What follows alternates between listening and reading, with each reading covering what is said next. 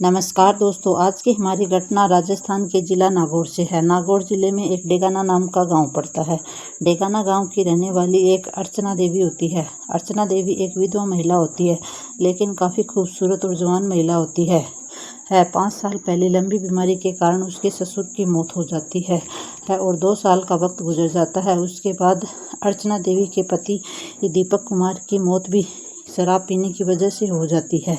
इसकी वजह से अर्चना देवी विधवा हो जाती है। अर्चना देवी अपने जीवन में अकेली पड़ जाती है। अर्चना देवी फिर भी हिम्मत नहीं हारती। अब अपने घर के अंदर अकेला रहना शुरू कर देती है। अर्चना देवी कई बार अपने माता पिता से कहती थी कि मेरी दूसरी शादी कर दो, लेकिन उसके माता पिता ज़्यादा गरीब होने के कारण उसकी दूसरी शादी नहीं कर पा रहे थे। बस इसके बाद अर्चना देवी ने ठान ली थी कि अब उसको सारा जीवन इसी घर में अकेले गुजारना पड़ेगा।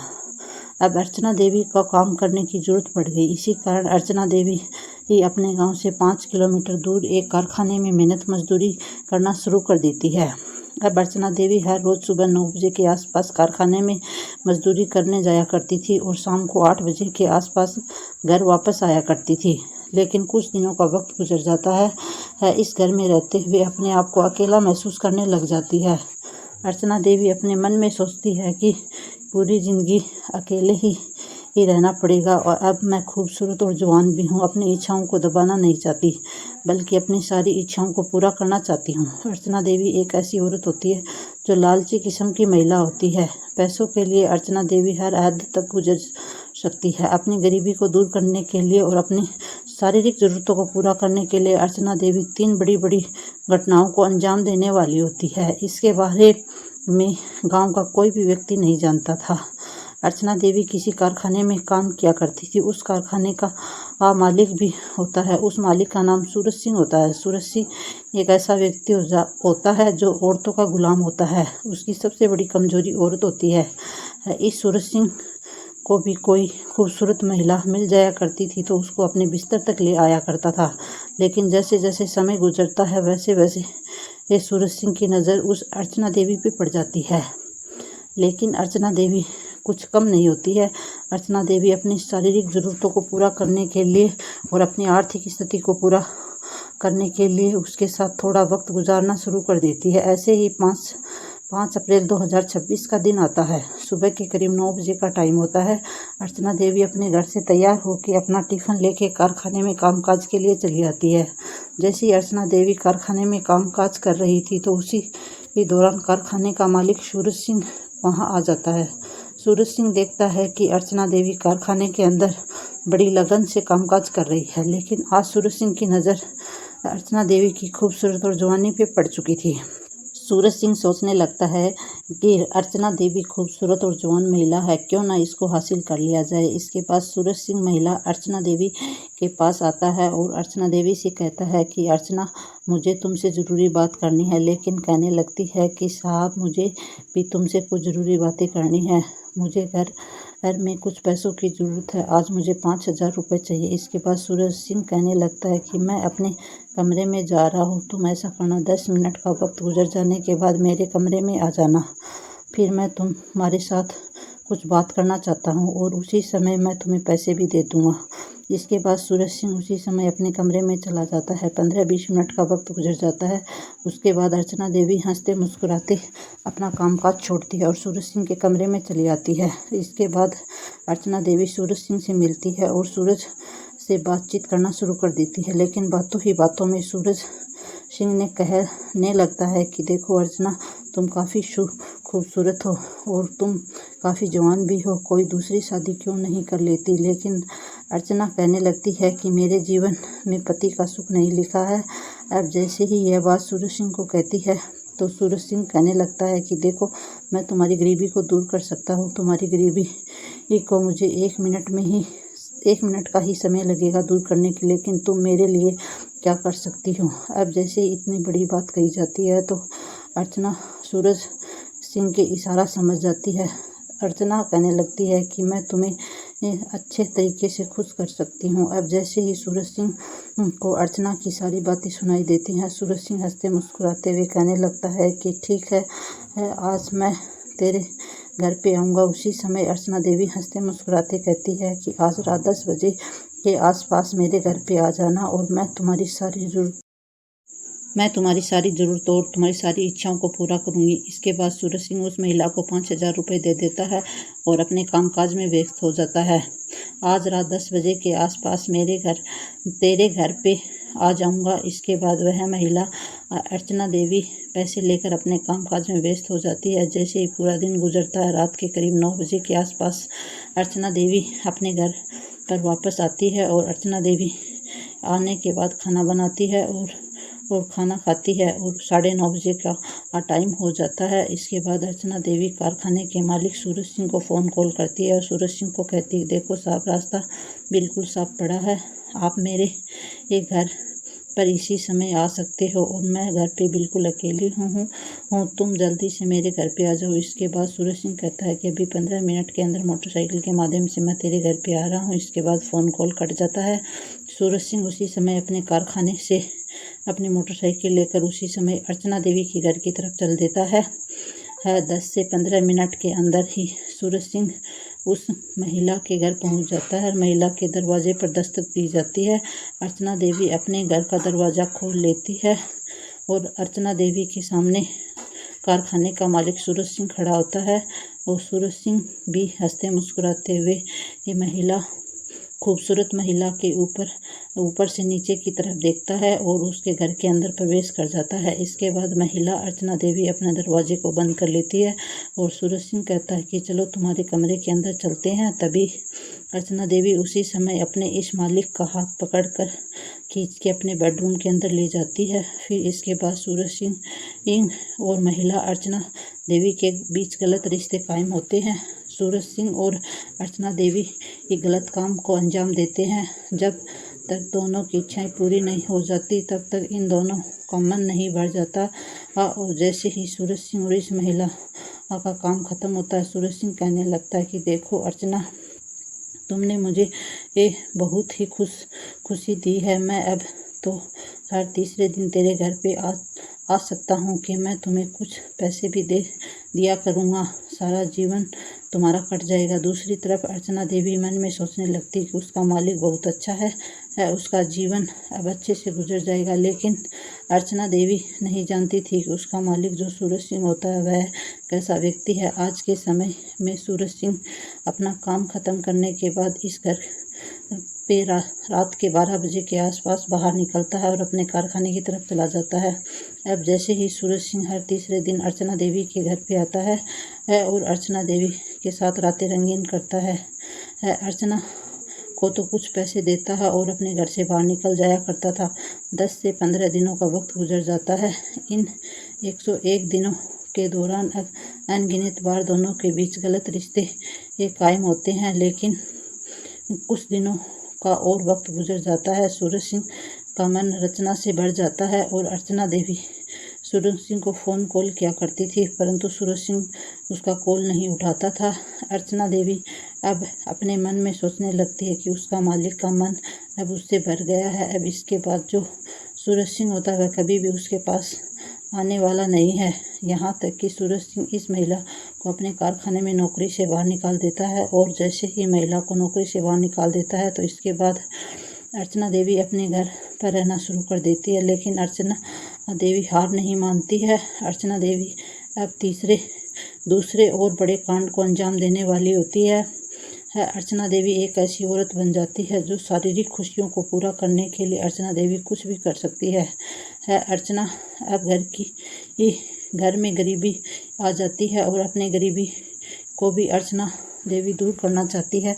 अर्चना देवी के पड़ोस में एक लड़का रहता है जिसका नाम गौरव होता है। गौरव जो 12वीं कक्षा की पढ़ाई करता होता है, लेकिन गौरव एक अमीर खानदान का इकलौता बेटा होता है। गौरव एक ऐसा लड़का होता है जो औरतों में और महिलाओं में अपने से बड़ी उम्र की महिलाओं में ज़्यादा दिलचस्पी रखता था।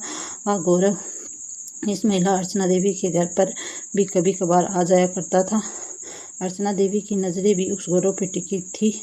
अर्चना देवी इसी बात के बारे में भली भांति जानती थी कि गौरव अपने माता पिता का इकलौता बेटा है। गौरव के माता पिता के पास अच्छा खासा पैसा है, क्योंकि गौरव के माता पिता के पास अपनी 30 एकड़ ज़मीन होती है, पावर और पैसे सब कुछ होते हैं। इसके बाद अर्चना देवी इस लड़के गौरव को अपने प्रेम जाल में फंसाने की सोचती है। कुछ दिनों का वक्त गुजर जाता है। एक तारीख आती है, 15 मई 2026 का दिन होता है। सुबह के 9 बजे का टाइम होता है। गौरव अपने घर से बाहर निकलता है और महिला अर्चना देवी के घर पर आ जाता है।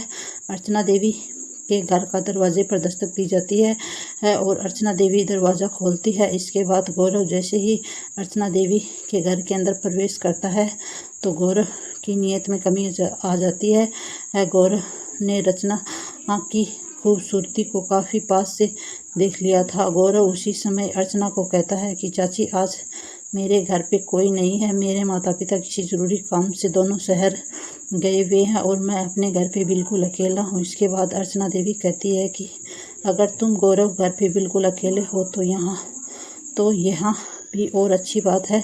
मैं तुम्हारे साथ तुम्हारे घर पर जाना चाहती हूँ और मैं तुम्हारा घर भी देखना चाहती हूँ। गौरव भी हंसते मुस्कुराते कहता है कि चाची, कोई बात नहीं, तुम मेरे साथ इसी समय मेरे घर पे चलो, तुम मेरा घर भी देख लेना। इसके बाद अर्चना देवी उसी समय अपने घर का दरवाज़ा बंद कर लेती है और गौरव को लेकर गौरव के घर चली जाती है।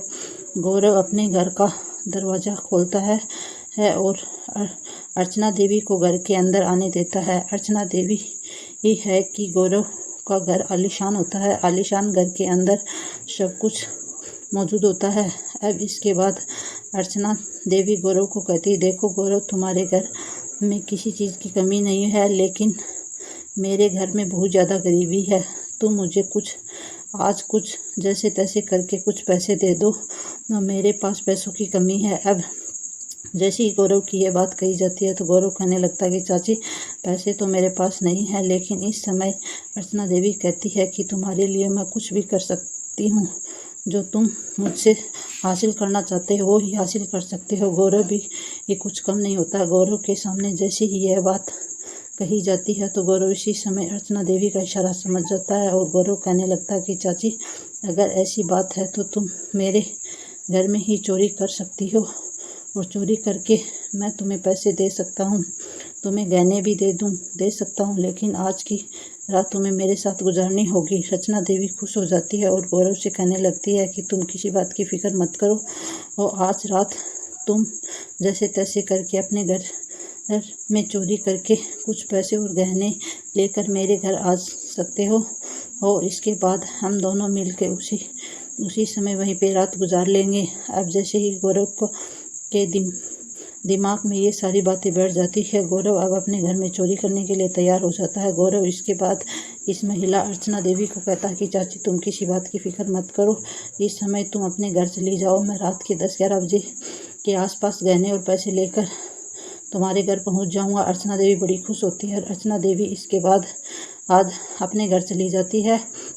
अर्चना देवी एक जमींदार के पास भी जाती है और जमींदार को भी आज के समय में अपना घर तक बेच देती है और घर के पैसे भी उससे ले लेती है। देखते ही देखता पूरा दिन गुजर जाता है। दूसरी तरफ अब जो गौरव होता है वह अपने घर से चोरी करता है और चोरी करके कुछ गहने पैसे चुरा के अपनी माँ के खूब सारे वे चुराने के बाद वह और पैसों और गहनों को छिपाते देखते ही देखते वह अपने माता पिता का सारा धन इकट्ठा करके और चोरी करके अपने घर से रात के 10 बजे के आसपास का वक्त होता है और गौरव देखता है कि उसके माता पिता आज जो गहरी नींद में सो गए थे और वह सारे गहने व पैसे चुरा के उसी समय रात को दबे पांव घर से बाहर निकलता है और थोड़ी देर में गौरव उस महिला रचना देवी के घर के दरवाजे पे आता है और घर के दरवाजे पर आते ही अर्चना देवी अपना घर का दरवाज़ा खोलती है।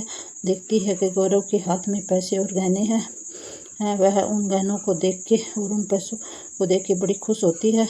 अर्चना देवी ही बाद में इस लड़के गौरव को घर के अंदर आने देती है और घर का दरवाज़ा बंद कर लेती है। गौरव को कहती है कि तुमने यह बहुत अच्छा काम किया है, आज रात मैं तुम्हारी सारी ज़रूरतों को पूरा करूँगी। गौरव भी हंसता मुस्कुराता हुआ इसके बाद घर के अंदर प्रवेश कर जाता है। इसके बाद यह महिला रचना देवी होती है वह लड़के गौरव का हाथ खींचकर अपने कमरे के अंदर ले जाती है। कमरे के अंदर जाने के बाद गौरव और अर्चना देवी के बीच गलत रिश्ते कायम होते हैं। दोनों मिलकर अपनी अपनी ज़रूरतों और इच्छाओं को पूरा करते हैं और गंदे काम को अंजाम देते हैं। जैसे ही दोनों की इच्छाएं पूरी हो जाती हैं, इसके बाद अर्चना देवी इस लड़के गौरव को कहती है कि गौरव, इस बात के बारे में किसी को भनक तक नहीं लगनी चाहिए कि तुमने चोरी की है। यह इस बात के बारे में किसी को पता भी नहीं चलना चाहिए। गौरव कहने लगता है कि अगर मैंने चोरी के बारे में किसी को बताया तो सबसे पहले मैं ही फंसूंगा। मैं यह बातें किसी को नहीं बताऊंगा। और इसी तरह वैसे गौरव रात के करीब 12 बजे के आसपास अर्चना देवी के घर से निकलता है और दबे पांव अपने घर चला जाता है। लेकिन अब अर्चना देवी के हाथ में गहने व पैसे आ चुके होते हैं। दूसरी तरफ अर्चना देवी आज के समय में अपना घर भी जमींदार के पास भेज दिया था। अब अर्चना देवी के पास बहुत अच्छे खासे पैसे थे। अर्चना देवी रात के ही समय में इस गांव को छोड़ देती है और पास के शहर में चली जाती है। शहर में जाने के बाद वह इस शहर के अंदर एक कमरा किराए ले लेती है। कमरा किराए पर लेकर वहां पर रहना शुरू कर देती है। इसी तरीके से कुछ दिनों का वक्त गुजर जाता है। अब अर्चना देवी की मुलाकात एक बड़ी नौजवान खूबसूरत महिला से होती है। वह खूबसूरत महिला का नाम ममता होता है। ममता एक ऐसी औरत होती है जो चाल चलन और चरित्र से बिल्कुल भी अच्छी नहीं होती है। ममता देवी लोगों के साथ वक्त गुजारा करती थी, रातें रंगीन किया करती थी और पैसों कमाने का काम किया करती थी। ममता एक धंधा करने वाली औरत होती है। जैसे ही दोनों महिलाएं की दोस्ती हो जाती है, इसके बाद एक दिन ममता अर्चना से कहने लगती है कि अर्चना देखो, मैं चाहती हूँ कि इस शहर में हमारा एक ब्यूटी पार्लर खोल लेते हैं। ब्यूटी पार्लर की दुकान में अच्छा खासा पैसा मिलता है।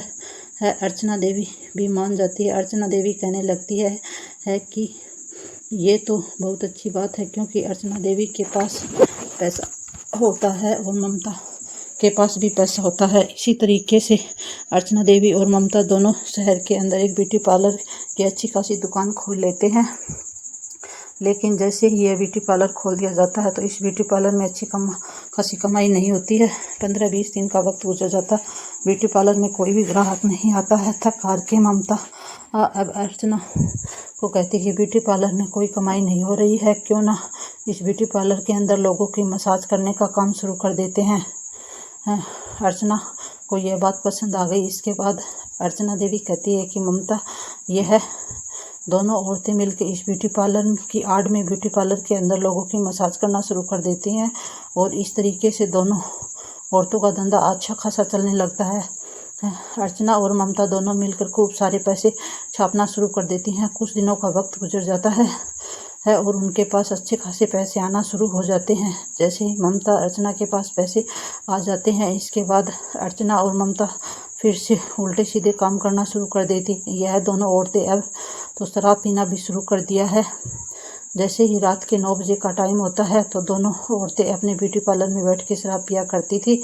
जितने भी ग्राहक आते थे ब्यूटी पार्लर में, उनकी मसाज करके अच्छे खासे पैसे कमा लिया करते थे। कुछ दिनों का वक्त गुजर जाता है। एक तारीख आती है, 15 जून 2026 का दिन होता है। शाम के करीब 8 बजे के आसपास का टाइम होता है। अर्चना देवी और ममता देवी, यह दोनों औरतें अपनी ब्यूटी पार्लर की दुकान के अंदर बैठ के बियर पी रही थी। जैसे जैसे समय गुजरता चला जाता है, उसी समय बियर की बोतलें ख़त्म हो जाती हैं। उसी समय ममता कहने लगती है कि अर्चना, बियर ख़त्म हो चुकी है, चलो कहीं से बियर का इंतज़ाम करते हैं। अर्चना कहने लगती है, यहाँ से शराब का ठेका 2 किलोमीटर दूर है, हम 2 किलोमीटर दूर कैसे जाएंगे। ममता कहती, कोई परेशानी की बात नहीं है, बाहर बहुत से ऑटो रिक्शा आते हैं, ऑटो रिक्शा के माध्यम से हम शराब के ठेके पे जाएंगे, वहाँ से बियर खरीदेंगे और बियर खरीदने के बाद फिर वापस ब्यूटी पार्लर में आ जाएंगे। अर्चना भी मान जाती है। इसके बाद अर्चना और ममता उसी समय ब्यूटी पार्लर की दुकान से बाहर निकलती हैं और दुकान को लॉक करके किसी ऑटो रिक्शा का इंतज़ार करना शुरू कर देती हैं। 20 मिनट के बाद एक ऑटो रिक्शा वहाँ पे पहुँचता है। ऑटो रिक्शा में एक लड़का प्रकाश नाम का होता है। प्रकाश बहुत ही सीधा साधा और भोला भाला लड़का होता है।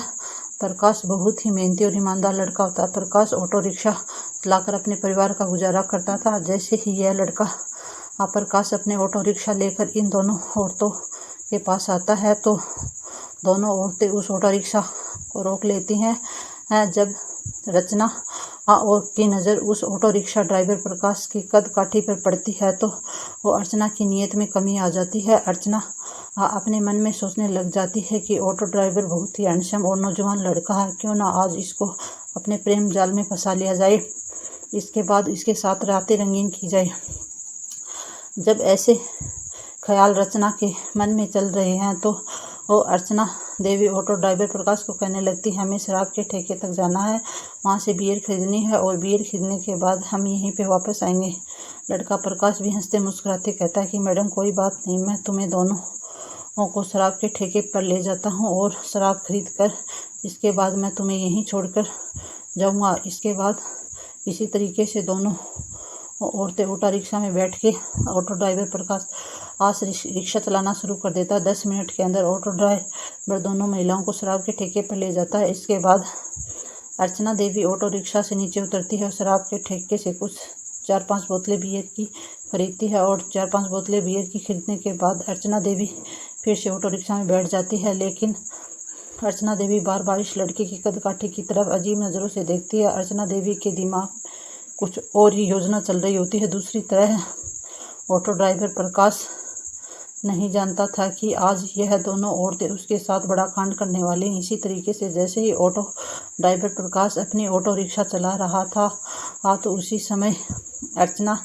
देवी की नज़र एक मेडिकल शॉप पर पड़ती है। मेडिकल शॉप को देखने के बाद अर्चना देवी उस ऑटो ड्राइवर प्रकाश को कहती है कि तुम अपनी ऑटो रिक्शा यहीं रोक दो, मुझे कुछ दवाइयाँ खरीदनी है। प्रकाश ऑटो ड्राइवर ऑटो को वहीं रोक देता है। इसके बाद अर्चना देवी ऑटो रिक्शा से बाहर निकलती है और मेडिकल शॉप पे चली जाती है। मेडिकल शॉप पर जाने के बाद मेडिकल शॉप पे एक लड़का बैठा होता है। उससे कहती है कि मुझे 6 शक्तिवर्धन गोलियाँ दो। इसके बाद वह लड़का अजीब नज़रों से देखता है और महिला अर्चना देवी को 6 शक्तिवर्धन टेबलेट दे देता है। इसके बाद अर्चना देवी इस लड़के को पैसे दे देती है और 6 शक्तिवर्धन गोलियां लेकर वापस आकर ऑटो में बैठ जाती है। इसके बाद लड़का प्रकाश ऑटो चलाना शुरू कर देता है। 10 मिनट का वक्त गुजर जाता है। ऑटो ड्राइवर ऑटो रिक्शा लेकर ठीक ब्यूटी पार्लर के सामने आ जाता है। लेकिन अर्चना और ममता जल्दी जल्दी में इस ऑटो रिक्शा से बाहर निकलती है। बाहर निकलने के बाद ब्यूटी पार्लर दुकान का ताला खोलती है। जल्दी जल्दी दोनों औरतें जानबूझ के ब्यूटी पार्लर की दुकान के अंदर चली जाती है। लेकिन दूसरी तरफ जो लड़का प्रकाश ऑटो ड्राइवर होता है वह इन दोनों औरतों को आवाज़ देता है और दोनों औरतें उसकी आवाज़ को नज़रअंदाज कर देती हैं। थक हार के प्रकाश पड़ोसी दुकानदार प्रताप सिंह को कहता है कि यह दोनों औरतें मुझे पैसे देकर नहीं गई हैं। प्रताप कहने लगा कि तुम इस ब्यूटी पार्लर के अंदर जाओ और इन दोनों औरतों से पैसे लेकर आओ। इसके बाद प्रकाश को यह बात समझ में आ जाती है और प्रकाश कहने लगता है कि ठीक है भाई साहब, मैं अब इस ब्यूटी पार्लर के अंदर जाता हूँ और इन औरतों से मेरे ऑटो के पैसे लेके आ जाता हूँ, क्योंकि वह जानता था कि अंदर जाने के बाद उसको पैसे मिल जाएंगे। क्योंकि अर्चना देवी भी यह जानती थी कि ऑटो ड्राइवर पैसे लेने के लिए ब्यूटी पार्लर के अंदर जरूर आएगा। जैसे ही वह प्रकाश ब्यूटी पार्लर के अंदर आता है तो अर्चना देवी उस ब्यूटी पार्लर का दरवाज़ा अंदर से बंद कर लेती है। फिर इसके बाद लड़का प्रकाश कहने लगता है कि आज तुम्हें हम दोनों को खुश करना पड़ेगा। प्रकाश से कहने लगती है, अगर तुम इस काम को नहीं करते हो तो इसी समय अपने कपड़े फाड़ दूंगी और चिल्लाना शुरू कर दूंगी। लोग यहाँ पर इकट्ठे हो जाएंगे, फिर तुम पुलिस आएगी और तुम्हें गिरफ्तार कर लेगी, फिर तुम जेल की हवा खाने वाले हो। अब लड़का प्रकाश सीधा साधा लड़का होता है। जैसे ही महिलाओं को बातें सुनता काफ़ी घबरा जाता है। प्रकाश कहता है कि कोई बात नहीं, मैं तुम्हारी शर्त को मंजूर करता हूँ, इसके बाद तुम मुझे छोड़ देना। और तुम्हें डरने की कोई बात नहीं है, तुम घबराओ मत, आज की रात तुम्हें हम दोनों के साथ गुजारनी पड़ेगी। लड़का भी मान जाता है। इसके बाद प्रकाश इन दोनों महिलाओं ब्यूटी पार्लर को आपत्तिजनक स्थिति में आ जाती हैं। ममता और रचना इस लड़के प्रकाश को गलत रिश्ते कायम करने लगती हैं। काफ़ी देर तक गलत रिश्ता कायम करती है और ममता की भी जो ज़रूरतें होती है वो इच्छाएं और पूरी करने लग जाती हैं। थक हार के रचना देवी कहती है कि मैं कुछ शक्तिवर्धन टेबलेट लेकर आई हूँ, मैं तुम्हें वह टेबलेट खिलाती हूँ, उसको खाने के बाद तुम हमारी ज़रूरतों को पूरा कर सकते हो।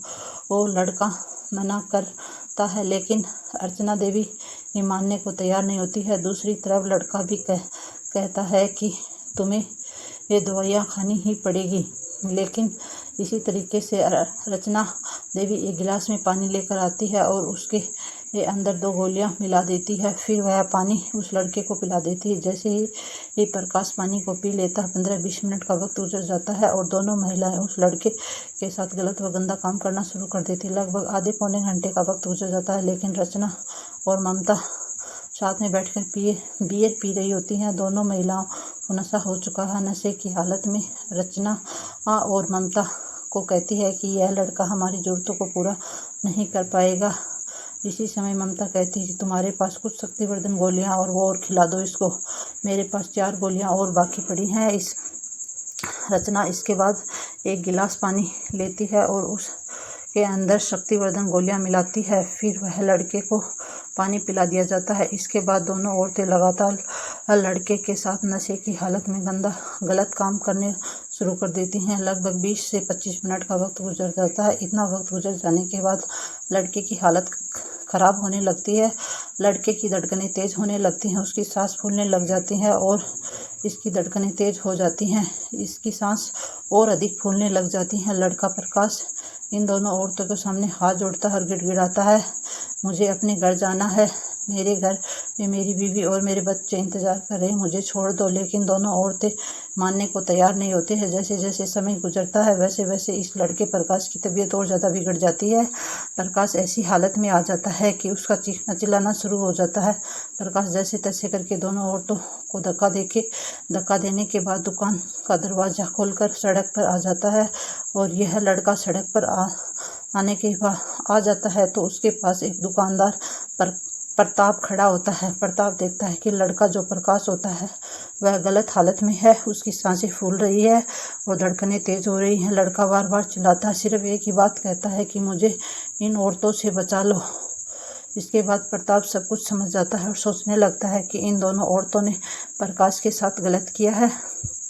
इसी तरीके से वहाँ पर लोग इकट्ठा हो जाते हैं। इस बीच प्रताप सिंह जो दुकानदार होता है वह नज़दीकी पुलिस स्टेशन पे कॉल करता है। 10 मिनट के अंदर पुलिस वहां पहुंच जाती है, लेकिन ऑटो ड्राइवर प्रकाश वहीं पे दम तोड़ देता है। पुलिस जैसे ही घटनास्थल पर पहुंचती है तो प्रकाश का शव बरामद कर लेती है। लोगों से पुलिस पूछताछ करना शुरू कर देती है, लेकिन दुकानदार प्रताप होता है वह बताता है कि 2 औरतें इस ऑटो ड्राइवर को अपना ब्यूटी पार्लर के अंदर ले आई थी और दोनों औरत इस प्रकाश को ऑटो के किराया नहीं दिया था और फिर वह इस लड़के को अंदर बुला लिया था। करीब 1.5-2 घंटे का वक्त गुजर जाने के बाद यह लड़का चीखता चिल्लाता पार्लर से बाहर आया था और कह रहा था कि मुझे इन दोनों औरतों से बचा लो, दोनों औरतों से बचा लो, पता नहीं इन्होंने क्या किया। फिर पुलिस वाले महिला अर्चना देवी और ममता को गिरफ्तार करते हैं। ममता और अर्चना ने अपना सारा कारनामा कबूल कर लिया था और फिर उनको जेल भेज दिया गया था। और आखिरकार इस पूरी कहानी में पुलिस ने सामने बयां करती है और ममता देवी भी अपना जुर्म कबूल कर लेती है और अर्चना देवी भी अपना जुर्म कबूल कर लेती है। दोनों के खिलाफ चार्जशीट दायर की जाती है। यह बात भविष्य के घर में छिपी है कि जज साहब रचना और ममता को आखिरकार क्या सज़ा सुनाने वाले हैं, लेकिन इस दोनों महिलाओं के वजह से एक भोले वाले लड़के की जान चली गई है। दोस्तों, इस घटनाक्रम को सुनाने का उद्देश्य किसी का दिल दुखाना नहीं है, न ही किसी की भावनाओं को ठेस पहुंचाना है, बल्कि आपको जागरूक करना है, आपको सावधान करना है, आपको सचेत करना है और आपको हर एक मोड़ पे सावधान रहने का संकेत दिया जाता है। तो दोस्तों, मिलते हैं एक और नई कहानी के साथ। तब तक दोस्तों, जय हिंद, जय भारत, वंदे मातरम।